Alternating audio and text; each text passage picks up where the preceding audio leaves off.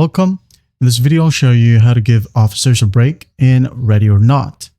If you do not know, we need to keep the mental health of AI officers green, all right? We have to give them a break. This means you'll have to rotate your rosters between active and off-duty officers. Now, if you don't know how to give your officers a break, just go ahead and tap and hold tab on your keyboard to bring up your device. Down here, as you can see, we have here our lineup, all right, which is 4. And after every mission, the mental states of officers here will deteriorate from content, which is green, as you can see here.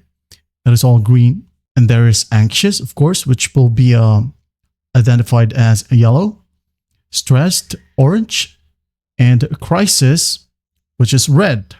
If an officer is anxious, all you have to do is to swap them out.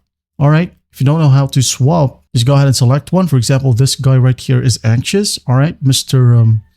Kim. Click on it.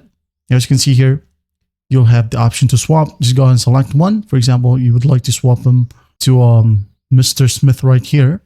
Click on Smith. As you can see, Smith is now right here in our lineup. All right.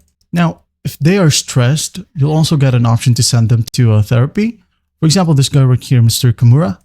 All right, as you can see here, there's an option to send the person to therapy, which will make them unavailable over the course of 3 missions. All right. Now, up to 3 officers can be sent to therapy at a time. All right. And any officer who reaches the crisis state will automatically get sent to therapy by the LSPD's resident expert. Now, do keep in mind that failing to reduce the stress levels of officers will cause them to resign from the force, all right, and possibly denying you a teammate with a valuable trait or certain strategies. And that's basically how you give officers a break in Ready or Not. Well, I hope this video helps, and I'll see you in the next one.